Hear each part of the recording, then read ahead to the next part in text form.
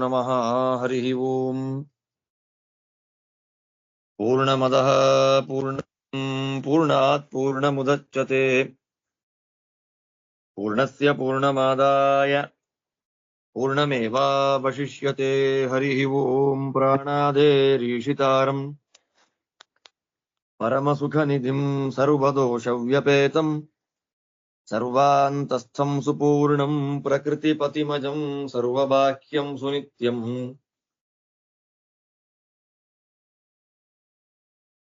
ಸರ್ವಜ್ಞಂ ಸರ್ವಶಕ್ತಿಂ ಸುರಮುನಿಮನುಜಾದ್ಯೈಃ ಸದಾ ಸೇವ್ಯಮಾನಂ ವಿಷ್ಣುಂ ವಂದೇ ಸದಾಹಂ ಸಕಲ ಜಗದನಾದ್ಯಂತಮಾನಂದದಂತಂ. ಹರಿ ಓಂ. ಆರುಣಿ ಉದ್ದಾಲಕರು ಯಾಜ್ಞವಲ್ಕ್ಯರನ್ನ ಪ್ರಶ್ನೆ ಮಾಡಿದರು. ಆ ಪ್ರಶ್ನೆಗೆ ಉತ್ತರ ರೂಪದಲ್ಲಿ ಅಂತರ್ಯಾಮಿ ಬ್ರಾಹ್ಮಣ ಅಂತನ್ನುವುದು ಬರ್ತಾ ಇದೆ. ಅದನ್ನ ನಾವು ನೋಡಿದ್ದೇವೆ. ಅದರಲ್ಲಿ ಅಧಿದೈವತ, ಅಧಿಭೂತ ಮತ್ತು ಅಧ್ಯಾತ್ಮ ಅಂತ 3 ಪ್ರಕಾರಗಳಲ್ಲಿಯೂ ಭಗವಂತನ ಅಂತರ್ಯಾಮಿತ್ವದ ಅನುಸಂಧಾನವನ್ನ ಮಾಡಿದರು. ಅಂದ್ರೆ ಅವನ ಅಂತರ್ಯಾಮಿಯಾಗಿಯೂ ಇದ್ದಾನೆ, ನಿಯಾಮಕನಾಗಿಯೂ ಇದ್ದಾನೆ ಅಂತ. ಬರೀ ಅಂತರ್ಯಾಮಿಯಾಗಿದ್ದಾನೆ ಮಾತ್ರ ದೇವರು ಅಂತಲ್ಲ ಅರ್ಥ. ಅಲ್ಲಿ ಅವನ ಅಂತರ್ಯಾಮಿನೂ ಹೌದು, ಜೊತೆಯಲ್ಲಿ ಅವನು ನಿಯಾಮಕನೂ ಹೌದು. 2 ಹೇಳ್ಬೇಕು ನಮಗಲ್ಲಿ. ಅವನ ಅಂತರ್ಯಾಮಿನೂ ಆಗಿದ್ದಾನೆ, ನಿಯಾಮಕನೂ ಆಗಿದ್ದಾನೆ.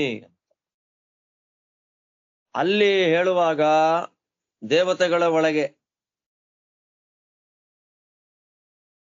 ಎಲ್ಲ ದೇವತೆಗಳ ಒಳಗೆ ನಿಂತಿರತಕ್ಕ ಭಗವಂತ, ಗರುಡದೇವರಿಂದ ಪೃಥ್ವಿ ನಾಮಕರಾದ ಗರುಡದೇವರಿಂದ ಆರಂಭ ಮಾಡಿಕೊಂಡು ಮಹಾಲಕ್ಷ್ಮೀ ದೇವಿಯವರೆಗೂ, ದುರ್ಗಾ ಎಸ್ ತೇಜಸಿ ತಿಷ್ಠನ್ ಅಂತ ಹೇಳಿ ಪೃಥ್ವಿ ನಾಮಕರಾದ ಗರುಡದೇವರಿಂದ ಆರಂಭ ಮಾಡಿಕೊಂಡು ಮಹಾಲಕ್ಷ್ಮಿಯವರೆಗೂ ಅಂತರ್ಯಾಮಿಯಾಗಿ ಭಗವಂತ ಎಲ್ಲೆಲ್ಲಿ ನಿಂತು ಯಾವ ಯಾವ ರೀತಿಯಾದ ವ್ಯಾಪಾರಗಳನ್ನು ಮಾಡ್ತಾ ಇದ್ದಾನೆ. ಅವನೇ ತತ್ತದ್ರೂಪನಾಗಿ ತತ್ತನ್ನಾಮಕನಾಗಿ ಆ ಜೀವರ, ಆ ದೇವತೆಗಳ ಅಂತರ್ಯಾಮಿಯಾಗಿ ಮತ್ತೆ ನಿಯಾಮಕನಾಗಿದ್ದಾನೆ ಅನ್ನೋದನ್ನು ಹೇಳಿದ್ರು. ಅಲ್ಲಿ ಅಧಿದೈವ ಅಲ್ಲಿ ಮುಗಿದಿತ್ತು ಕಳೆದ ಪಾಠದಲ್ಲಿ. ಈಗ ಅಧಿಭೂತ, ಅಥಾಧಿಭೂತಂ.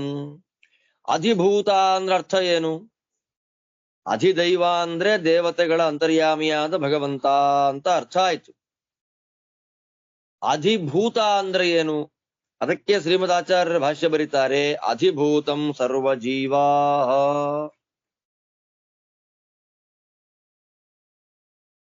ಅಧಿಭೂತಂ ಸರ್ವಜೀವಾ.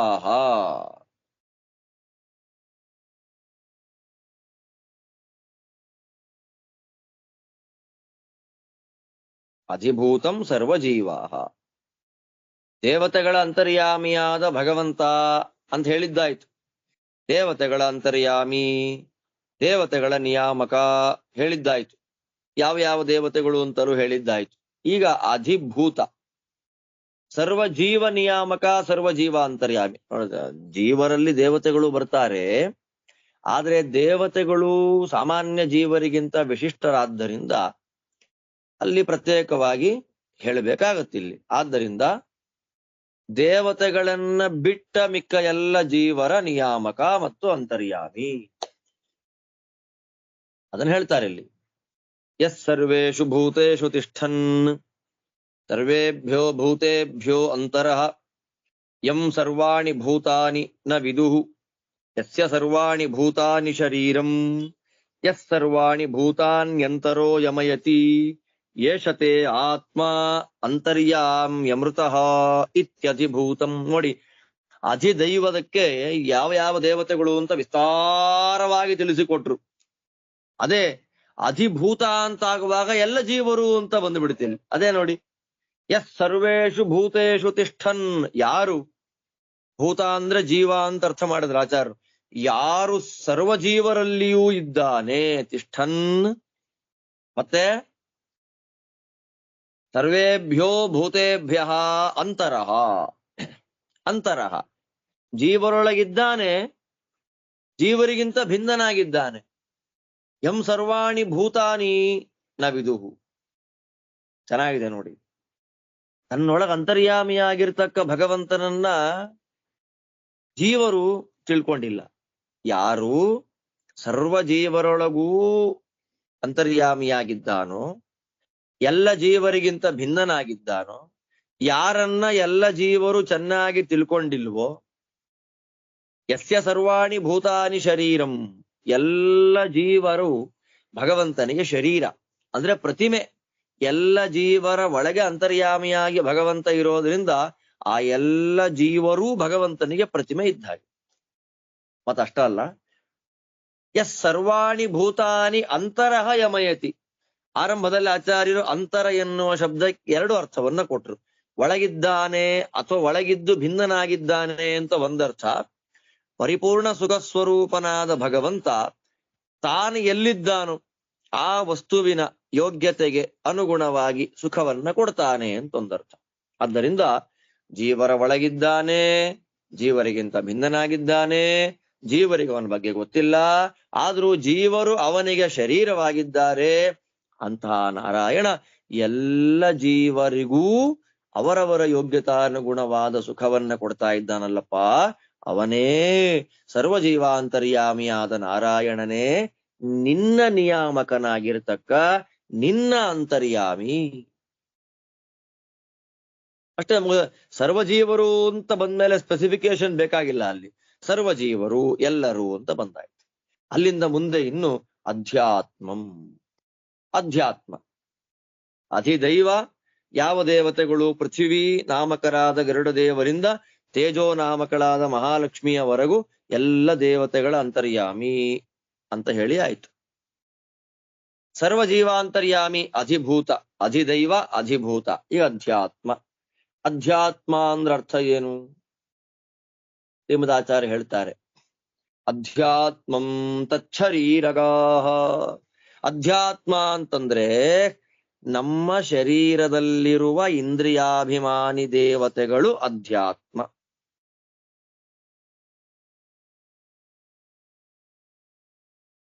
ನೋಡಿ, ದೇವತೆಗಳು ಮೂರು ರೂಪದಿಂದ ಇರ್ತಾರೆ. ಅದನ್ನು ಶ್ರೀಮದಾಚಾರ್ಯ ಹೇಳ್ತಾರೆ. 3 ರೂಪ. ಒಂದು ಅಧಿದೈವ. ಅಧಿದೈವ ಅಂದ್ರೆ ಸಾಕ್ಷಾತ್ ದೇವತೆಗಳೇ. ಸ್ವರ್ಗಲೋಕದಲ್ಲಿ ಇಂದ್ರ ಇದ್ದಾನೆ ಅಂದ್ರೆ ಅವರವರ ಲೋಕಗಳಲ್ಲಿ ವಾಸ ಮಾಡತಕ್ಕಂತಹ ದೇವತೆಗಳು ಏನಿದ್ದಾರೆ ಅವರೆಲ್ಲ ಅಧಿದೈವ. ಅದೇ ದೇವತೆಗಳೇ ನಮ್ಮ ಶರೀರದಲ್ಲಿ ಇಂದ್ರಿಯಾಭಿಮಾನಿಗಳಾಗಿದ್ದಾರಲ್ಲ, ಅವರನ್ನ ಅಧ್ಯಾತ್ಮ. ನೋಡಿ ಎಷ್ಟು ವಿಚಿತ್ರವಾದ ಅಂತರ್ಯಾಮಿತ್ವ ನಿಯಾಮಕತ್ವ ಭಗವಂತನದ್ದು ಅಂದ್ರೆ. ಇಂದ್ರ, ಉದಾಹರಣೆಗೆ ಸೂರ್ಯ ಎನ್ನುವ ದೇವತೆ, ಸೂರ್ಯಲೋಕದಲ್ಲಿ ಇರುವ ಸೂರ್ಯ ಎನ್ನುವ ದೇವತೆ ಅಧಿದೈವ. ಅದೇ ಸೂರ್ಯ ಎನ್ನುವ ದೇವತೆ ನಮ್ಮ ಕಣ್ಣಲ್ಲಿದ್ದಾಗ ಅವನ ಅಧ್ಯಾತ್ಮ. ಅದೇ ಕೆಲವು ದೇವತೆಗಳು ಲೋಕಗಳಿಗೆ ಅಭಿಮಾನಿಗಳಾಗಿದ್ದಾರೆ. ಆದ್ದರಿಂದ ಲೋಕಾಭಿಮಾನಿಗಳಾಗಿರ್ತಕ್ಕ ದೇವತೆಗಳನ್ನ ಅಧಿಲೋಕ ಅಂತ ಕರೀತಾರೆ.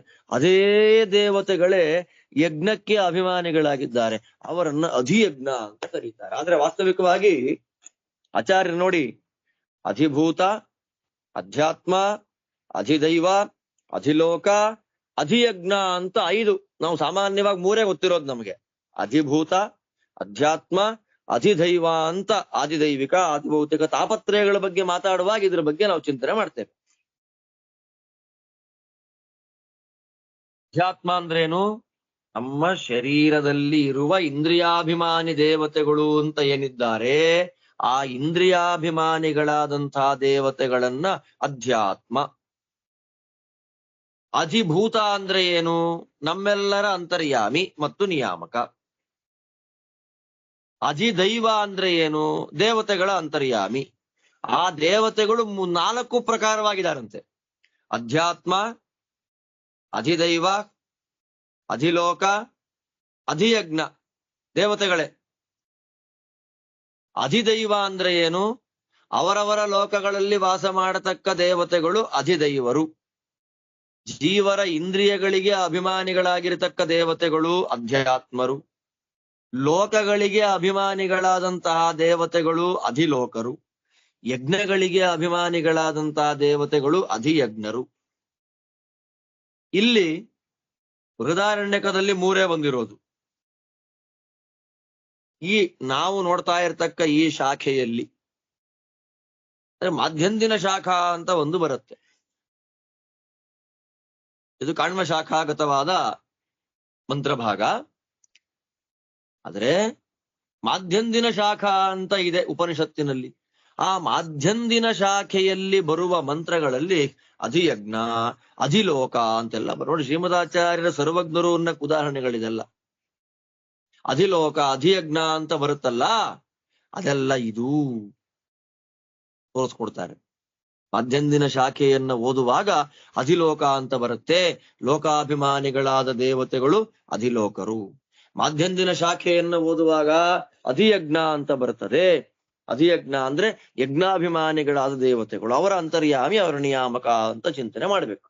ಈಗ ಅಧ್ಯಾತ್ಮ ನಮ್ಮ ದೇಹದಲ್ಲಿರುವ ಇಂದ್ರಿಯಗಳಿಗೆ ಅಭಿಮಾನಿಗಳಾಗಿರತಕ್ಕ ದೇವತೆಗಳು ಅಂತೇನಿದ್ದಾರೆ ಅವರು ಅಧ್ಯಾತ್ಮರು. ಅದನ್ನು ಹೇಳ್ತಾರೆ. ಈಗ ಅಥಾಧ್ಯಾತ್ಮಂ ಯಃ ಪ್ರಾಣೇ ತಿಷ್ಠನ್ ಪ್ರಾಣಾದಂತರೋ ಯಂ ಪ್ರಾಣೋ ನ ವೇದ ಯಸ್ಯ ಪ್ರಾಣ ಶರೀರಂ ಯಃ ಪ್ರಾಣಮಂತರೋ ಯಮಯತ್ತೇಷತೆ ಆತ್ಮ ಅಂತರ್ಯಾಮ್ಯಮೃತಃ. ಪ್ರಾಣ, ಪ್ರಾಣ ಅಂದ್ರೆ ಯಾರು? ಘ್ರಾಣೇಂದ್ರಿಯಕ್ಕಭಿಮಾನಿ ದೇವತೆ. ಘ್ರಾಣೇಂದ್ರಿಯ ಅಂತೇನಿದೆ, ಅಂತಹ ಘ್ರಾಣೇಂದ್ರಿಯಕ್ಕೆ ಅಭಿಮಾನಿಗಳಾಗಿರ್ತಕ್ಕ ದೇವತೆ ಏನು ಪ್ರಾಣ ಇದ್ದಾನೆ, ಅಂತಹ ಪ್ರಾಣನ ಒಳಗಿದ್ದಾನೆ ಭಗವಂತ. ಪ್ರಾಣನಿಗಿಂತ ಭಿನ್ನನಾಗಿದ್ದಾನೆ. ಆ ಪ್ರಾಣನಿಗೆ ಭಗವಂತನ ಬಗ್ಗೆ ಗೊತ್ತಿಲ್ಲ. ಆದ್ರೆ ಆ ಘ್ರಾಣಾಭಿಮಾನಿ ದೇವತೆಯಾದ ಪ್ರಾಣ ಭಗವಂತನಿಗೆ ಶರೀರದಂತೆ ಇದ್ದಾನೆ ಮತ್ತು ಅವನ ಯೋಗ್ಯತಾನುಗುಣವಾದ ಸುಖವನ್ನ ಕೊಡ್ತಾ ಇದ್ದಾನಲ್ಲಪ್ಪ, ಅವನನ್ನ ನಿಯಮನ ಮಾಡ್ತಾ ಇದ್ದಾನಲ್ಲಪ್ಪ, ಅವನೇ ನಿನ್ನ ನಿಯಾಮಕ, ನಿನ್ನ ಅಂತರ್ಯಾಮಿ. ಯೋ ವಾಚಿ ತಿಷ್ಠನ್ ವಾಚೋ ಅಂತರೋ ಯಂ ವಾಂಗ್ನ ವೇದ ಯಸ್ಯ ವಾಕ್ ಶರೀರಂ ಯೋ ವಾಚಮಂತರೋ ಯಮಯತಿ ಏಷತೆ ಆತ್ಮ ಅಂತರ್ಯಾಮ್ಯಮೃತಃ. ವಾಚಿ ವಾಕ್ ಯಾವ ಭಗವಂತ? ವಾಗೀಂದ್ರಿಯಾಭಿಮಾನಿ ದೇವತೆಯಲ್ಲಿದ್ದಾನೆ. ಒಂದೇ ಅರ್ಥ. ವಾಗೀಂದ್ರಿಯಾಭಿಮಾನಿ ದೇವತೆಗಿಂತ ಭಿನ್ನನಾಗಿದ್ದಾನೆ. ಆ ವಾಗೀಂದ್ರಿಯಾಭಿಮಾನಿ ದೇವತೆಗೆ ಭಗವಂತನ ಬಗ್ಗೆ ಪೂರ್ಣವಾಗಿ ತಿಳಿದಿಲ್ಲ. ಆದರೆ ಆ ವಾಗೀಂದ್ರಿಯಾಭಿಮಾನಿ ದೇವತೆ ಭಗವಂತನಿಗೆ ಶರೀರ. ಆ ವಾಗೀಂದ್ರಿಯಾಭಿಮಾನಿ ದೇವತೆಗೆ ಯೋಗ್ಯವಾದ ಸುಖವನ್ನು ಭಗವಂತ ಕೊಡ್ತಾ ಇದ್ದಾನಲ್ಲ, ಅವನೇ ನಿನ್ನ ಅಂತರ್ಯಾಮಿ, ಅವನೇ ನಿನ್ನ ನಿಯಾಮಕ. ಯಶ್ಚಕ್ಷುಷಿ ತಿಷ್ಠನ್ ಚಕ್ಷುಷೋಂತರಃ ಯಂ ಚಕ್ಷುರ್ನ ವೇದ ಯಸ್ಯ ಚಕ್ಷುಶರೀರಂ ಯಶ್ಚಕ್ಷುರಂತರೋ ಯಮಯತ್ತೇಷತೆ ಆತ್ಮ ಅಂತರ್ಯಾಮ್ಯಮೃತಃ. ಚಕ್ಷು ಎಲ್ಲ ಒಂದೇ ಅರ್ಥ, ಗೊತ್ತಾಗ್ಬಿಡತ್ ನಮ್ಗೆ. ಕಣ್ಣಿಗೆ ಅಭಿಮಾನಿ ದೇವತೆ ಸೂರ್ಯ, ಸೂರ್ಯನ ಒಳಗಿದ್ದಾನೆ, ಸೂರ್ಯನಿಗಿಂತ ಭಿನ್ನನಾಗಿದ್ದಾನೆ. ಸೂರ್ಯನಿಗೆ ಭಗವಂತನ ಬಗ್ಗೆ ಪೂರ್ಣವಾಗಿ ಗೊತ್ತಿಲ್ಲ. ಆದ್ರೂ ಸೂರ್ಯ ಭಗವಂತನಿಗೆ ಶರೀರ ಅಂದ್ರೆ ಪ್ರತೀಕ. ಸೂರ್ಯನಿಗೆ ಯೋಗ್ಯವಾದ ಸುಖವನ್ನ ಭಗವಂತ ಕೊಡ್ತಾ ಇದ್ದಾನೆ. ಅವನೇ ನಿನ್ನ ಅಂತರ್ಯಾಮಿ, ಅವನೇ ನಿನ್ನ ನಿಯಾಮಕ. ಯಶ್ರೋತ್ರೇ ತಿಷ್ಠನ್ ಶ್ರೋತ್ರಾದಂತರಃ ಯಂ ಶ್ರೋತ್ರಂ ನ ವೇದ ಯಸ್ಯ ಶ್ರೋತ್ರಂ ಶರೀರಂ ಯಶ್ರೋತ್ರಮಂತರೋ ಯಮಯತಿ ಏಷತೆ ಆತ್ಮ ಅಂತರ್ಯಾಮ್ಯಮೃತಃ. ಶ್ರೋತ್ರಾಭಿಮಾನಿ ದೇವತೆ ಅವನೊಳಗಿದ್ದಾನೆ, ಅವನಿಗಿಂತ ಭಿನ್ನನಾಗಿದ್ದಾನೆ. ಶ್ರೋತ್ರಾಭಿಮಾನಿ ದೇವತೆಗೆ ಭಗವಂತನಿಗೆ ಪೂರ್ಣವಾಗಿ ತಿಳಿದಿಲ್ಲ. ಆದರೂ ಭಗವಂತನಿಗೆ ಅವನು ಪ್ರತೀಕ, ಶರೀರ. ಅವನಿಂದ ಸುಖವನ್ನ ಅನುಭವಿಸ್ತಾ ಇದ್ದಾನಲ್ಲ, ಆ ನಾರಾಯಣನೇ ನಿನ್ನ ನಿಯಾಮಕ, ನಿನ್ನ ಅಂತರ್ಯಾಮಿ. ಯೋ ಮನಸಿ ತಿಷ್ಠನ್ ಒಂದೇ. ಆದ್ರಿಂದ ಮಂತ್ರ ಪ್ರತ್ಯೇಕವಾಗಿ ಹೇಳೋದು ಬೇಡ. ಮನೋಭಿಮಾನಿ ದೇವತೆ ಒಳಗಿದ್ದಾನೆ, ಭಿನ್ನನಾಗಿದ್ದಾನೆ. ಮನೋಭಿಮಾನಿ ದೇವತೆ ಅವನನ್ನ ಪೂರ್ಣವಾಗಿ ತಿಳಿದಿಲ್ಲ. ಮನೋಭಿಮಾನಿ ದೇವತೆ ಅವನನ್ನ ಪೂರ್ಣವಾಗಿ ತಿಳ್ಕೊಂಡಿಲ್ಲ. ಆದ್ರೂ ಆ ದೇವತೆ ಅವನಿಗೆ ಶರೀರ, ಭಗವಂತನಿಗೆ. ಅವನಿಂದ ಸುಖ ಅನುಭವಿಸ್ತಾ ಇದೆ. ಅವನೇ ಅಪ್ಪ ಉದ್ದಾಲಕ ಆರುಣಿ, ನಿನ್ನ ಅಂತರ್ಯಾಮಿ, ನಿನ್ನಿಯಾಮಕ. ಯಸ್ತ್ವಚಿ ತಿಷ್ಠನ್ ತ್ವಗಿಂದ್ರಿಯಾಭಿಮಾನಿ ದೇವತೆಯ ಒಳಗೆ ಯಾವ ಭಗವಂತ ಇದ್ದಾನೆ, ಅವನಿಗಿಂತ ಭಿನ್ನನಾಗಿದ್ದಾನೆ. ಅವನಿಗೆ ಅವನ ಬಗ್ಗೆ ಪೂರ್ಣ ಗೊತ್ತಿಲ್ಲ ತ್ವಗಿಂದ್ರಿಯಾಭಿಮಾನಿ ದೇವತೆಗೆ. ಆದ್ರೂ ತ್ವಗಿಂದ್ರಿಯ ದೇವತೆ ಭಗವಂತನಿಗೆ ಶರೀರ ಇದ್ದ ಹಾಗೆ ಅವನಿಂದ ಸುಖ ಪಡಿತಾ ಇದೆ. ಯಾರು ತ್ವಗಿಂದ್ರಿಯಾಭಿಮಾನಿ ದೇವತೆಗೆ ನಿಯಾಮಕ ಮತ್ತು ಅಂತರ್ಯಾಮಿಯಾಗಿದ್ದು ಸುಖವನ್ನ ಕೊಡ್ತಾ ಇದ್ದಾನೋ ಅವನೇ ನಿನ್ನ ಅಂತರ್ಯಾಮಿ, ಅವನೇ ನಿನ್ನ ನಿಯಾಮಕ. ಯೋ ವಿಜ್ಞಾನೇ ತಿಷ್ಠನ್. ವಿಜ್ಞಾನ ಅಂದ್ರೇನು? ಜೀವಾಭಿಮಾನಿ ಚತುರ್ಮುಖ ಬ್ರಹ್ಮದೇವರು. ಆ ವಿಜ್ಞಾನಕ್ಕೆ ಜೀವಾಭಿಮಾನಿಯಾಗಿರತಕ್ಕ ಚತುರ್ಮುಖ ಬ್ರಹ್ಮದೇವರ ಒಳಗಿದ್ದು ಚತುರ್ಮುಖ ಬ್ರಹ್ಮದೇವರಿಗಿಂತ ಭಿನ್ನನಾಗಿ ಚತುರ್ಮುಖ ಬ್ರಹ್ಮದೇವರಿಗೆ ಪೂರ್ಣವಾಗಿ ತಿಳ್ಕೊಳ್ಳಿಕ್ಕೆ ಸಾಧ್ಯವಾಗದೆ ಚತುರ್ಮುಖ ಬ್ರಹ್ಮದೇವರಿಗೆ ಚತುರ್ಮುಖ ಬ್ರಹ್ಮದೇವರನ್ನ ತನ್ನ ಶರೀರವನ್ನಾಗಿ ಪಡೆದು ಅವರಿಗೆ ಯೋಗ್ಯವಾದ ಸುಖವನ್ನ ಯಾವ ಭಗವಂತ ಕೊಡ್ತಾ ಇದ್ದಾನೋ ಅವನೇ ನಿನ್ನ ಅಂತರ್ಯಾಮಿ, ನಿನ್ನ ನಿಯಾಮಕ. ಯೋ ರೇತಸಿ ತಿಷ್ಠನ್. ರೇತಸ್ಸಿಗೆ ಅಭಿಮಾನಿಯಾಗಿರ್ತಕ್ಕ ದೇವತೆಯಲ್ಲಿ ಇದ್ದಾನೆ, ಅವನಿಗಿಂತ ಭಿನ್ನನಾಗಿದ್ದಾನೆ. ರೇತೋಭಿಮಾನಿ ದೇವತೆಗೆ ಭಗವಂತನನ್ನ ಪೂರ್ಣವಾಗಿ ತಿಳ್ಕೊಳ್ಳಿಕ್ ಸಾಧ್ಯ ಇಲ್ಲ. ಆದರೂ ಭಗವಂತನಿಗೆ ಅವನು ಶರೀರ, ಅವನು ಭಗವಂತನಿಂದ ಸುಖವನ್ನ ಪಡಿತಾ ಇದ್ದಾನೆ. ಅವನೇ ನಿನ್ನ ಅಂತರ್ಯಾಮಿ, ನಿನ್ನ ನಿಯಾಮಕ. ಅದೃಷ್ಟೋ ದ್ರಷ್ಟ.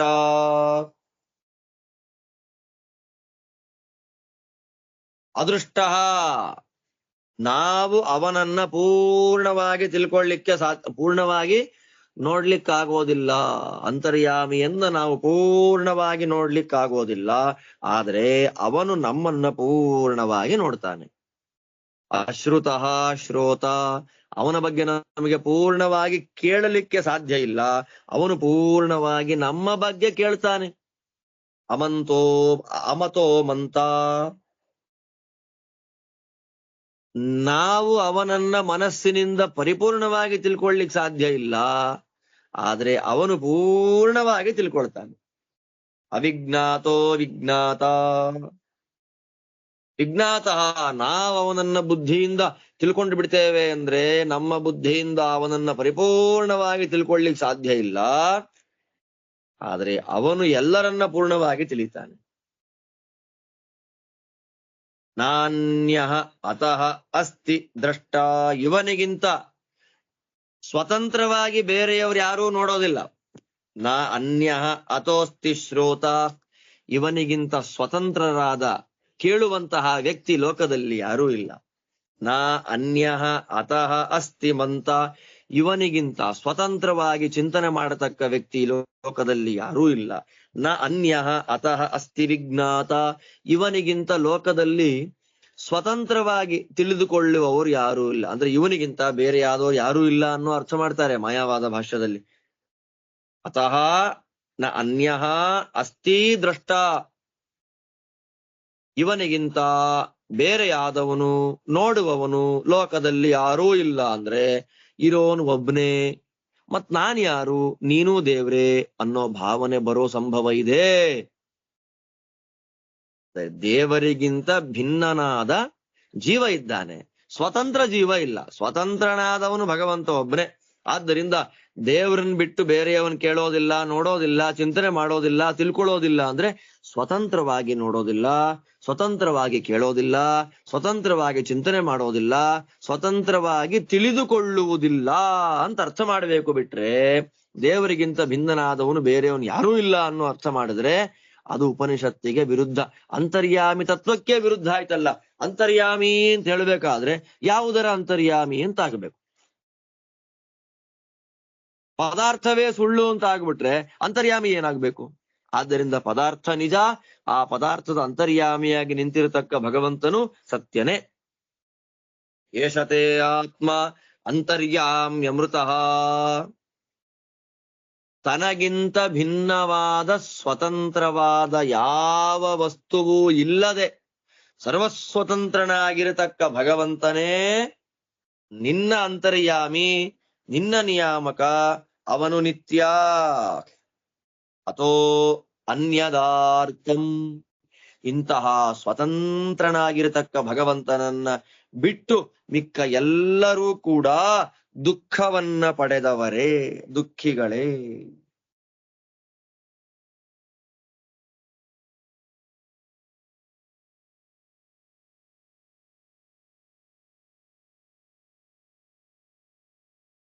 ಅದರಿಂದ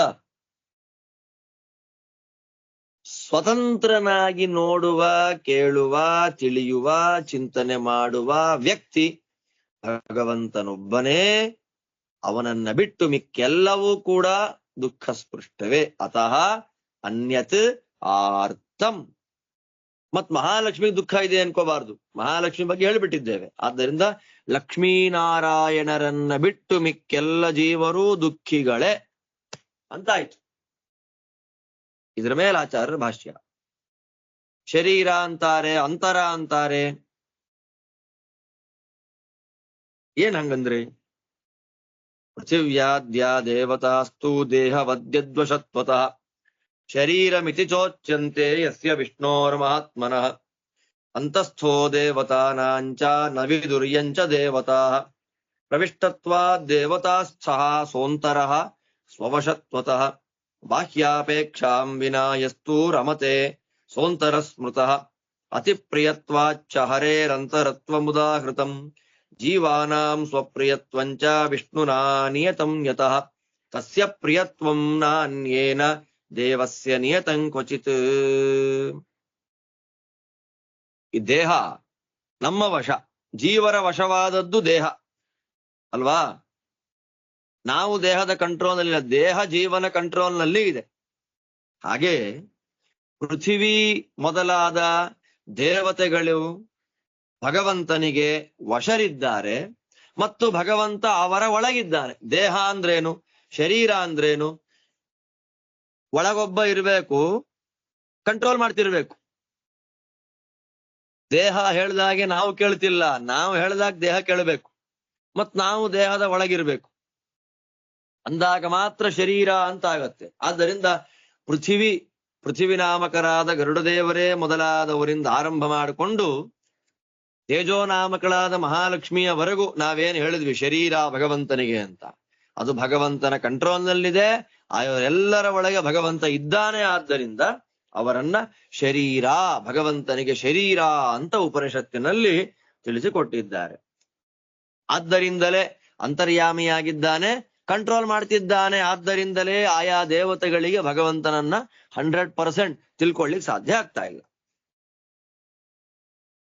ಆದರೆ ಆ ದೇವತೆಗಳ ಎಲ್ಲರ ಒಳಗೂ ಭಗವಂತ ನಿಯಾಮಕನಾಗಿ ನಿಂತಿದ್ದಾನೆ.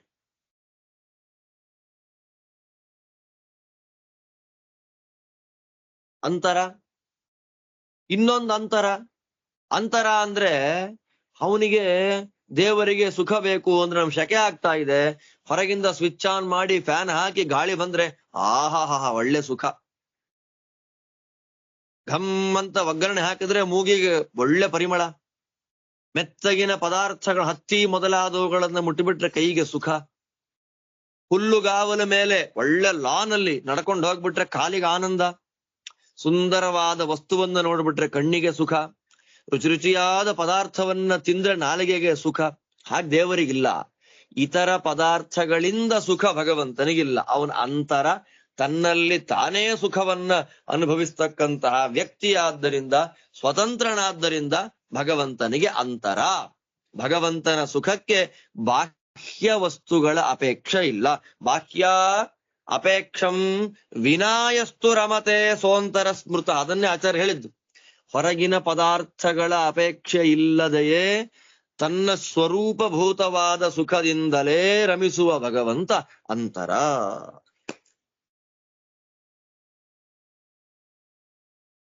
ಮತ್ತಿನ್ನೊಂದು, ಎಲ್ಲ ದೇವತೆಗಳ ಒಳಗಿದ್ದು ಅವರಿಗೆ ಸುಖವನ್ನ ಕೊಡ್ತಾನಲ್ಲ. ಆದ್ದರಿಂದ ತಮಗೆ ಸುಖವನ್ನ ಕೊಡುವ ದೇವತೆಗಳಿಗೆ, ಅಂದ್ರೆ ಯಾವ ಭಗವಂತ ದೇವತೆಗಳಿಗೆ ಸುಖವನ್ನ ಕೊಡ್ತಾನೆ, ಆ ಕಾರಣದಿಂದ ನನಗೆ ಸುಖ ಕೊಡ್ತಾ ಇದ್ದಾನೆ ದೇವರು ಅನ್ನುವ ಜ್ಞಾನದಿಂದ ದೇವತೆಗಳಿಗೆ ತುಂಬಾ ಪ್ರೀತಿ, ಅತಿಪ್ರಿಯತ್ವಾತ್. ದೇವತೆಗಳಿಗೆ ಭಗವಂತ ಅಂದ್ರೆ ತುಂಬಾ ಪ್ರೀತಿಯಂತೆ. ಯಾಕೆ? ಒಳಗಿದ್ದು ಸುಖ ಕೊಡ್ತಾ ಇದ್ದಾನಲ್ಲ ಅಂತ. ಆದ್ದರಿಂದ ಭಗವಂತ ಅಂತರ.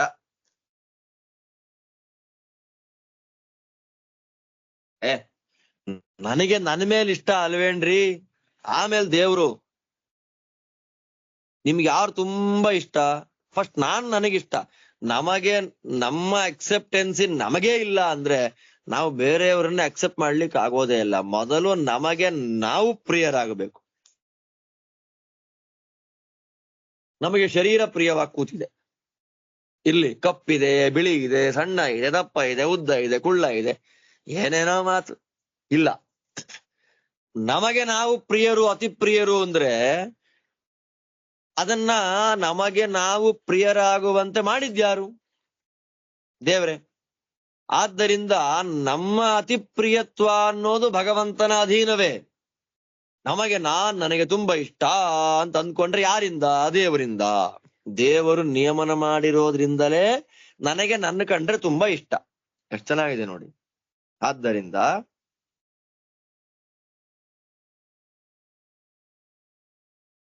ದೇವರಿಗೆ ಪ್ರಿಯತ್ವ ಯಾರ ಅಧೀನ? ಯಾರೂ ಇಲ್ಲ.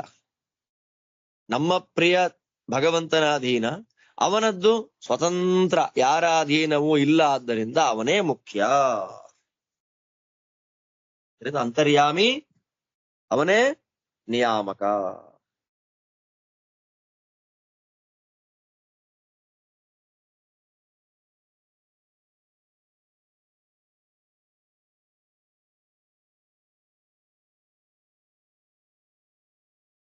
ಅಂತರ್ಯಾಮಿ ಅಂದ್ರೆ ಅರ್ಥ ಏನು?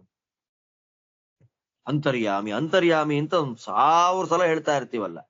ಅಂತರ್ಯಾಮಿ ಅಂದ್ರೆ ಅರ್ಥ ಏನು?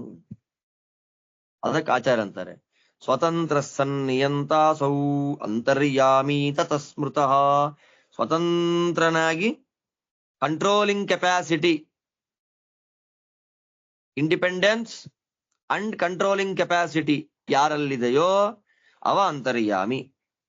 ಸ್ವತಂತ್ರನಾಗಿದ್ದು ನಿಯಮನ ಮಾಡುವ ಸಾಮರ್ಥ್ಯವನ್ನ ಯಾರು ಪಡೆದಿದ್ದಾನೋ ಅವನನ್ನ ಅಂತರ್ಯಾಮಿ ಅಂತ ಕರೀತಾರೆ. ಅಂತರ್ಯಾಮಿ ಶಬ್ದದ ಅರ್ಥ ಇದು. ಅಂತಸ್ಥಿತ್ವ ಯಮಯತಿ, ಸ್ವತಂತ್ರನಾಗಿ ಒಳಗೆ ನಿಂತು ನಮ್ಮನ್ನ ನಿಯಮನ ಮಾಡತಕ್ಕಂತಹ ಅವನೇ ಅಂತರ್ಯಾಮಿ. ಅಂತರ್ಯಾಮಿ ಶಬ್ದದ ಅರ್ಥ ಸ್ವತಂತ್ರನಾಗಿದ್ದು ನಿಯಮನ ಮಾಡುವವನು ಅನ್ನೋ ಅರ್ಥವನ್ನ ಕೊಡುತ್ತೆ. ದೇವತಾನಾಂ ಸ್ವಭಾವೋಪಿ ಸ್ವರೂಪಂ ಅಪಿ ಸರ್ವದಾ ತದಧೀನಂ ತಥೋ ಯಾಮಿ ವಾಸುದೇವ ಪ್ರಕೀರ್ತಿತಃ.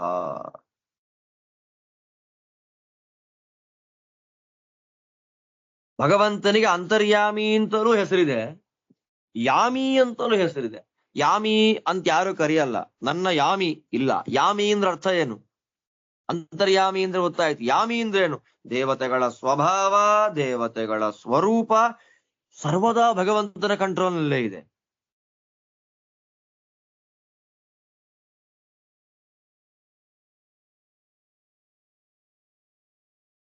ಎಂಥ ಮಾತು ನೋಡಿ.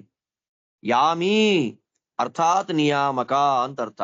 ಅಂತರ್ಯಾಮಿ ಬೇರೆ ಅಲ್ಲ, ಯಾಮಿ ಬೇರೆ ಅಲ್ಲ. ಆದ್ರೆ ಯಾಮಿ ಅನ್ನೋ ಶಬ್ದ ಅಷ್ಟು ಫೇಮಸ್ ಅಲ್ಲ, ಅಂತರ್ಯಾಮಿ ಅನ್ನೋದೇ ಫೇಮಸ್. ಯಾಮಿ ಅಂದ್ರೆ ಅರ್ಥ ಏನು?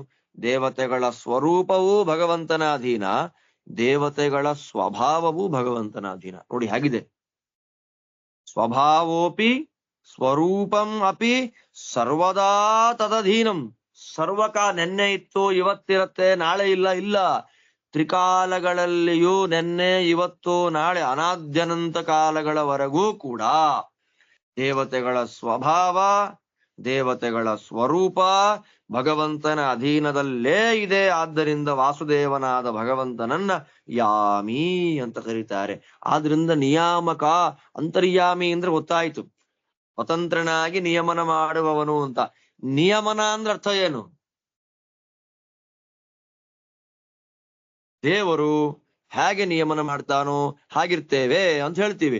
ನಿಯಮನ, what is the meaning of ನಿಯಮನ? ಕಂಟ್ರೋಲಿಂಗ್ ಕೆಪಾಸಿಟಿ ಅಂದ್ರೆ ಏನು?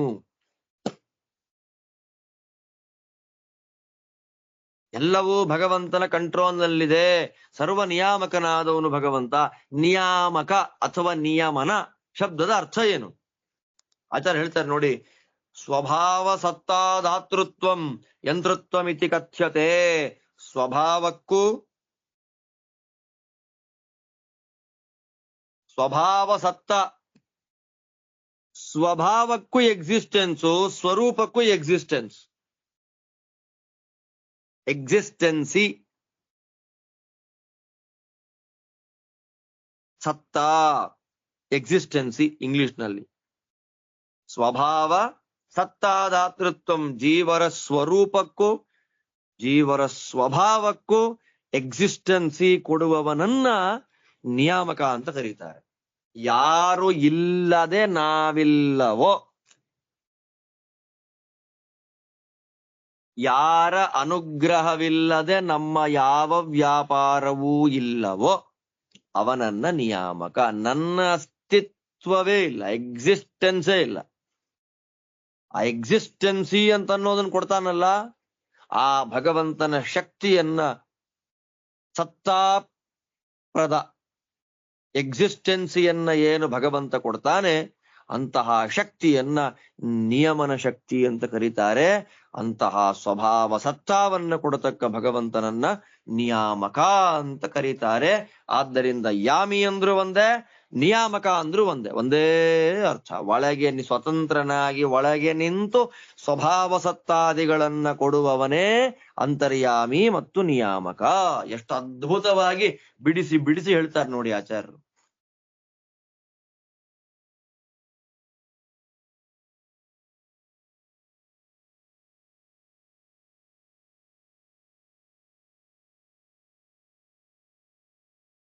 ಇಲ್ಲಿ ಶುರು ಮಾಡಿದ್ರು, ಪೃಥ್ವಿ ನಾಮಕರಾದ ಗರುಡದೇವರಿಂದ ಶುರು ಮಾಡಿಕೊಂಡು ಅಂತರಿಕ್ಷ ನಾಮಕರಾದ ರುದ್ರದೇವರು,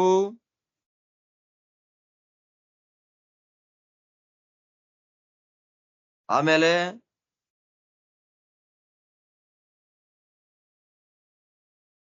ಜೌರ್ನಾಮ ದೇವಿ ವಿದ್ಯುತ್ ಸ್ಯಾತ್, ವಿದ್ಯುತ್ ದ್ಯುನಾಮಕಳಾಗಿರ್ತಕ್ಕ ಸರಸ್ವತಿ, ತಮೋಭಿಮಾನಿಯಾಗಿರ್ತಕ್ಕ ದುರ್ಗಾದೇವಿ, ಮತ್ತೆ ತೇಜೋನಾಮಕಳಾಗಿರ್ತಕ್ಕಂತಹ ಶ್ರೀದೇವಿ, ಆಕಾಶನಾಮಕನಾಗಿರ್ತಕ್ಕ ವಿಘ್ನ, ಆಮೇಲೆ ಆಪೋ ಅಪ್ ದೇವತೆಯಾಗಿರ್ತಕ್ಕ ವರುಣ, ಆತ್ಮ ವಿಜ್ಞಾನಂ ಸರ್ವಜೀವಾಭಿಮಾನಿಯಾಗಿರ್ತಕ್ಕಂತಹ ಬ್ರಹ್ಮದೇವರು. ಇಲ್ಲಿ ತನಕ ಹೇಳಿದ್ರು. ಗರುಡದೇವರಿಗೆ ಪೃಥ್ವಿ, ಯಾಕೆ? ಪೃಥು ವಿಸ್ತೃತ ಗುಣಸ್ವರೂಪನಾದ ನಾರಾಯಣನನ್ನ ಹೊತ್ತು ತಿರುಗುತ್ತಾನೆ, ಆದ್ದರಿಂದ ಗರುಡದೇವರಿಗೆ ಪೃಥ್ವಿ. ತನ್ನ ಕಂಟ್ರೋಲ್ನಲ್ಲಿ ಇರುವ ಎಲ್ಲವನ್ನ ನುಂಗಿ ನೀರು ಕುಡಿದು ಬಿಡ್ತಾರೆ, ಆದ್ದರಿಂದ ರುದ್ರದೇವರಿಗೆ ಅಂತರಿಕ್ಷ.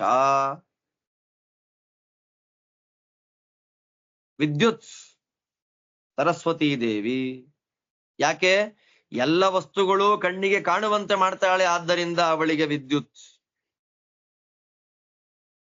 ಪ್ರಳಯ ಕಾಲದಲ್ಲಿ ಕತ್ತಲಿನ ಮೂಲಕ ದುಃಖವನ್ನ ಉಂಟು ಮಾಡುವ ಕಾರಣ ದುರ್ಗಾದೇವಿಗೆ ತಮ ಅಂತ ಹೆಸರು. ತೇಜೋರೂಪಿಣಿಯಾಗಿ ಶ್ರೀ ಲಕ್ಷ್ಮಿ ಇದ್ದಾಳೆ, ಪ್ರಕಾಶಳು. ಆಕಾಶ ಅಂದ್ರೆ ಗಣೇಶ, ಆಕಾಶ ಅಂದ್ರೆ ಪ್ರಕಾಶ. ಜಗತ್ತಿನಲ್ಲಿ ಇಬ್ರು ನಡ್ಕೊಂಡ್ ಬರ್ತಾ ಇದ್ದಾರೆ. ಒಬ್ಬ ಚೆನ್ನಾಗ್ ಕಾಣೋದು ಯಾವಾಗ ಅಂದಾಗ ಹೊಟ್ಟೆ ದಪ್ಪ ಇದ್ದಾಗ ಕಾಣ್ತಾನೆ, ಪೃಥೂಧರ. ಆಚಾರ್ಯ ಅಂತಾರೆ, ಕಾಶತೆ ಹಿ ಪೃಥೂಧರ. ಹೊಟ್ಟೆ ಯಾರಿಗೆ ತುಂಬಾ ದಪ್ಪ ಇದೆ ಅವನು ಚೆನ್ನಾಗಿ ಎಲ್ರಿಗ್ ಕಾಣ್ತಾನೆ. ಆದ್ದರಿಂದ ಆಕಾಶ ಅಂದ್ರೆ ಹೊಟ್ಟೆ ದಪ್ಪ ಇರುವ ಲಂಬೋದರನಾದ ವಿಘ್ನೇಶ. ಆಮೇಲೆ ಆಪಹ ಅಂದ್ರೆ ವರುಣದೇವರು. ಸರ್ವಜೀವಾಭಿಮಾನಿಗಳಾಗಿರ್ತಕ್ಕ ಚತುರ್ಮುಖ ಬ್ರಹ್ಮದೇವರಿಗೆ ಆತ್ಮ ಅಂತನೂ ಹೆಸರಿದೆ, ವಿಜ್ಞಾನ ಅಂತಲೂ ಹೆಸರಿದೆ. ಆದ್ದರಿಂದ ಇಲ್ಲಿ ಹೇಳಿದ ಗರುಡದೇವರಿಂದ ಆರಂಭ ಮಾಡಿಕೊಂಡು ಬ್ರಹ್ಮದೇವರು ಲಕ್ಷ್ಮಿಯವರೆಗಿರುವ ಎಲ್ಲ ದೇವತೆಗಳು, ಇಲ್ಲಿ ಯಾವ ದೇವತೆಗಳ ಬಗ್ಗೆ ಹೇಳಿಲ್ಲ ಆ ಎಲ್ಲ ದೇವತೆಗಳು ಭಗವಂತನ ಕಂಟ್ರೋಲ್ನಲ್ಲೇ ಇದ್ದಾನೆ. ಏಚ ಜೀವಾ ಪರೇ ಸರ್ವೇ ನಿಯತಾಹ ವಿಷ್ಣುನೈವಹಿ. ಇಲ್ಲಿ ಹೇಳಿದ ದೇವತೆಗಳು, ಇಲ್ಲಿ ಹೇಳದೇ ಇರತಕ್ಕ ದೇವತೆಗಳು ಮೊದಲಾದ ಸಕಲ ಜೀವರುಗಳು ಭಗವಂತನ ಕಂಟ್ರೋಲ್ನಲ್ಲೇ ಇದ್ದಾರೆ ಅಂತಂದ ಮೇಲೆ ಜೀವಾನಾಂ ನಿಯಮೇ ಅಜೀವಂ ಕಿಮು ವಾಚ್ಯಮಿತಿ ಶ್ರುತಿ. ಭಗವಂತ ಸರ್ವಜೀವ ನಿಯಾಮಕ ಅಂತ ಹೇಳಿದ ಮೇಲೆ ಜಡ ನಿಯಾಮಕ ಅಂತ ಪ್ರತ್ಯೇಕವಾಗಿ ಹೇಳ್ಬೇಕಾ? ಅದಕ್ಕೋಸ್ಕರ ವೇದ ಹೇಳಲಿಲ್ಲ. ಪೃಥಕ್ ತನ್ನಿಯಮಂ ನೈಷಾ ಭಕ್ತಿ ಸಿದ್ಧತ್ವತಸ್ತಃ ಅಯೇವ ಸರ್ವವೇತ್ತಾ ಹಿ ಪರಮಾತ್ ಪರಮೋ ಹರಿ ನಾನ್ಯೋ ವೇತ್ತ ಸ್ವತಂತ್ರೋಸ್ತಿ ಜೀವಾ ಸರ್ವೇ ಹಿ ದುಃಖಿನಃ ಯಜಿ ಸ್ವತಂತ್ರ ನೈವೇತೆ ದುಃಖಿನಃ ಸ್ಯುಃ ಕದಾಚನ ಅತ ಆರ್ತಿಮತಾಮಾರ್ತಿದಾತ ಮುಕ್ತಿಪ್ರದಶ್ಚ ಸಹ ಭಗವಾನ್ ಪರಮೋ ವಿಷ್ಣು ಸ್ವತಂತ್ರ ಸರ್ವದೈಕರಾಟ್ ಇತಿ ಮಹಾಮೀಮಾಂಸಾಯಾಮ್. ಸರ್ವ ಜೀವರ ನಿಯಾಮಕ ಭಗವಂತ ಅಂತ ಹೇಳಿದ ಮೇಲೆ ಪ್ರತ್ಯೇಕವಾಗಿ ಸರ್ವ ಜಡ ನಿಯಾಮಕ ಅಂತ ಹೇಳ್ಬೇಕಾ? ಚೇತನ ನಿಯಾಮಕತ್ವವೇ ಭಗವಂತನಿಗೆ ಸಿದ್ಧಿಸಿದ ಮೇಲೆ ಅಚೇತನವಾದ ಜಡವನ್ನು ನಿಯಮಿಸ್ತಾನೆ ಅಂತ ಪ್ರತ್ಯೇಕವಾಗಿ ಹೇಳೋ ಹಾಗಿಲ್ಲ ಅಂತಲೇ ಹೇಳಿ ವೇದಗಳು, ಉಪನಿಷತ್ತು ಭಗವಂತನ ಸರ್ವ ಜಡ ನಿಯಾಮಕತ್ವದ ಬಗ್ಗೆ ಅಂತರ್ಯಾಮಿ ಬ್ರಾಹ್ಮಣದಲ್ಲಿ ನಿರೂಪಣೆ ಅಂತ ಅನ್ನೋದನ್ನ ಮಾಡಿಲ್ಲ. ಆದ್ದರಿಂದ ಸಯೇವ ಸರ್ವವೇತ್ತ, ಜೀವರನ್ನ ಕಂಟ್ರೋಲ್ ಮಾಡ್ತಾನೆ ಅಂದ ಮೇಲೆ, ಎಲ್ಲಾ ಇರೋ ಜೀವರನ್ನೇ ಕಂಟ್ರೋಲ್ ಮಾಡಿದ ಮೇಲೆ ಏನೂ ಇಲ್ಲದೆ ಇರುವಂತ ಜಡವನ್ನ ಕಂಟ್ರೋಲ್ ಮಾಡೋದಿಲ್ವೇನ್ರಿ? ಸ್ವತಃಸಿದ್ಧವಾದದ್ದು, ಪ್ರತ್ಯೇಕವಾಗಿ ಹೇಳಬೇಕಾದ್ದಿಲ್ಲ. ಆದ್ದರಿಂದ ಎಲ್ಲವನ್ನೂ ಚೆನ್ನಾಗಿ ತಿಳಿದವನು, ಉತ್ತಮರು ಉತ್ತಮರು ಉತ್ತಮರು ಅಂತ ಯಾರಿದ್ದಾರೆ ಅಂತ ಉತ್ತಮೋತ್ತಮರಿಗಿಂತಲೂ ಸರ್ವೋತ್ತಮನಾದ ಸರ್ವಜ್ಞ ನಾರಾಯಣ ಇದ್ದಾನೆ. ಬೇರೆಯವರೆಲ್ಲರ ಸಾರ್ವಜ್ಞ, ಎಲ್ಲವನ್ನ ತಿಳಿದು ಬಿಟ್ಟಿದ್ದೇವೆ ನಾವು ಅಂತ ಅಂದುಕೊಳ್ಳೋದು ಭಗವಂತನ ಅಧೀನ. ಅದಕ್ಕೆ ನಿಯಾಮಕ ಅಂತರ್ಯಾಮಿ ಅಂತ ಕರೆದದ್ದು. ಸ್ವಭಾವ ಸತ್ತಾದಾತೃತ್ವವನ್ನ ಯಂತ್ರತ್ವ ಅಂತ ಅದಕ್ಕೆ ನಿಯಮನ ಅನ್ನೋ ಶಬ್ದಕ್ಕೆ ಒತ್ತಿ ಅರ್ಥ ಹೇಳಿದ್ದ ಆಚಾರ್ಯಲ್ಲಿ. ಭಗವಂತನಂತೆ ಸ್ವತಂತ್ರವಾದ ಸರ್ವಜ್ಞಾನಿಗಳು ಲೋಕದಲ್ಲಿ ಯಾರೂ ಇಲ್ಲ. ಎಲ್ಲ ದುಃಖಿಗಳು. ಜೀವರಿಗೇನಾದ್ರೂ ಸ್ವಾತಂತ್ರ್ಯ ಅಂತನ್ನೋದಿದ್ದಿದ್ರೆ ಯದಿ ಸ್ವತಂತ್ರಾಹ ಏತೆ ತರ್ಹಿ ದುಃಖಿನಃ ನ ಸ್ಯುಃ ಕದಾಚನ. ಒಂದು ವೇಳೆ ಜೀವರು ಸ್ವತಂತ್ರರು ಅಂತಾಗಿದ್ರೆ ಅವರು ಯಾವತ್ತಿಗೂ ದುಃಖ ಅಂತನ್ನೋದು ಅವರಲ್ಲಿ ಬರ್ಲಿಕ್ಕೆ ಚಾನ್ಸೇ ಇಲ್ಲ. ಆದ್ದರಿಂದ ಜೀವರಲ್ಲಿ ದುಃಖ ಇದೆ, ಆದ್ದರಿಂದ ಅವರು ಸ್ವತಂತ್ರ. ಜೀವಾಹ ಅಸ್ವತಂತ್ರಾಹ ದುಃಖಿತ್ವಾತ್. ಅನುಮಾನ, ಜೀವರು ಅಸ್ವತಂತ್ರರಿದ್ದಾರೆ, ದುಃಖಿಗಳಾದ್ದರಿಂದ ಯಾರು ಸ್ವತಂತ್ರರೋ ಅವರಲ್ಲಿ ದುಃಖ ಇಲ್ಲ. ಆದ್ದರಿಂದ ಏಕರಾಟ್, ಸಮಸ್ತ ಪ್ರಪಂಚಕ್ಕೆ ಏಕಛತ್ರಾಧಿಪತಿಯಂತೆ ಸಾರ್ವಭೌಮನಾಗಿ ಮೆರಿತಾ ಇರ್ತಕ್ಕ ನಮ್ಮ ವಿಷ್ಣು ನಾರಾಯಣ. ದುಃಖಿಗಳು ಅಂತ ಯಾರಿದ್ದಾರೆ ಅವರಿಗೆ ದುಃಖವನ್ನ ಕೊಡತಕ್ಕಂಥವನು ಅವನೇ. ದುಃಖವನ್ನ ಕಳೆದು ಜ್ಞಾನದ ಬೆಳಕನ್ನ ಹರಿಸಿ ನಾಳೆ ಮುಕ್ತಿಯನ್ನ ಕೊಡತಕ್ಕಂಥವನು ಅವನೇ. ಅತಃ ಆದ್ದರಿಂದ ಆರ್ತಿಮತಾಂ ಅರ್ತಿದಾತ, ದುಃಖಿಗಳಿಗೆ ದುಃಖ. ಅಜ್ಞಾನ ಜ್ಞಾನದೋ ವಿಷ್ಣು. ನೋಡಿ, ಎಲ್ಲ ಅಂದ್ರೆ ಎಲ್ಲ ಭಗವಂತನ ಅಧೀನ. ಅಜ್ಞಾನಿಗಳಿಗೆ ಜ್ಞಾನವನ್ನ ಕೊಡೋನು ಭಗವಂತನೇ. ಜ್ಞಾನಿನಾಂ ಮೋಕ್ಷದಶ್ಚ ಸಹ, ಜ್ಞಾನಿಗಳಿಗೆ ಮೋಕ್ಷವನ್ನ ಕೊಡತಕ್ಕಂಥವನೇ. ಮೋಕ್ಷದಲ್ಲಿ ಆನಂದವನ್ನ ಕೊಡುವವನೂ ಅವನೇ. ಏನು ವೈಭವ ನಮ್ಮ ಸ್ವಾಮಿದು. ಆರ್ತಿಮತಾಂ ಅರ್ತಿದಾತ, ದುಃಖಿಗಳಿಗೆ ದುಃಖವನ್ನ ಕೊಡುವವನು. ನಾಳೆ ದುಃಖ ಕಳೆದು ಸ್ವರೂಪ ಸುಖರೂಪವಾದ ಮೋಕ್ಷವನ್ನ ಕೊಡುವವನು. ಸರ್ವ ಸ್ವತಂತ್ರನಾದ ಉತ್ತಮ ಉತ್ತಮ ಉತ್ತಮ ಉತ್ತಮ ಉತ್ತಮರಿಗಿಂತಲೂ ಉತ್ತಮೋತ್ತಮ ಸರ್ವೋತ್ತಮನಾದ ಸರ್ವ ಸ್ವತಂತ್ರನಾದ ನಾರಾಯಣನೇ ಏಕರಾಟ್ ವಿಶ್ವಾಧಿಪತಿ ಸಕಲ ಜಗನ್ನಾಥ ಅಂತನ್ನುವ ಪ್ರಮೇಯ ಸಿದ್ಧವಾಯಿತು ಎಂಬುದಾಗಿ ಮಹಾಮೀಮಾಂಸಾ ಎನ್ನುವಂತಹ ಗ್ರಂಥದಲ್ಲಿ ಈ ವಿಷಯವನ್ನ ಸ್ಪಷ್ಟವಾಗಿ ತಿಳಿಸಿಕೊಡೋದ್ರಿಂದ ಅಂತರ್ಯಾಮಿ ಅಂದ್ರೆ ಏನು, ನಿಯಾಮಕ ಅಂದ್ರೆ ಏನು ಅನ್ನೋದರ ಬಗ್ಗೆ ಯಾಜ್ಞವಲ್ಕ್ಯರು ಅದ್ಭುತವಾಗಿ ಉಪನ್ಯಾಸ ಮಾಡಿದಾಗ ತತಃ ಉದ್ದಾಲಕ ಆರುಣಿಹಿ ಉಪರರಾಮ ತಥೋಹ ಆಶ್ಚರ್ಯ. ಏನು ಮಾತಾಡ್ಬೇಕು ಅಂತ ಗೊತ್ತಾಗ್ಲಿಲ್ಲ. ಆರುಣಿ ಉದ್ದಾಲಕರಿಗೆ ಸೈಲೆಂಟ್ ಆಗ್ಬಿಟ್ರು. ಆಯ್ತಪ್ಪ ನಾನು ಸೋತೆ ಅಂತ ಸುಮ್ಮನಾಗಿಬಿಟ್ರು ಅಂತನ್ನುವಲ್ಲಿಗೆ ಅಂತರ್ಯಾಮಿ ಬ್ರಾಹ್ಮಣ ಸಮಾಪ್ತಿ ಆಗ್ತದೆ. ಅಲ್ಲಿಂದ ಇನ್ನು ಮುಂದಕ್ಕೆ ಗಾರ್ಗಿ ಬ್ರಾಹ್ಮಣ. ಇದು ಅದ್ಭುತ. ಇದು ಅವಳು ವಾಕ್ಯಾರ್ಥ ಮಾಡ್ತಾಳೆ. ಏನ್ ಅದ್ಭುತ ನೋಡಿ.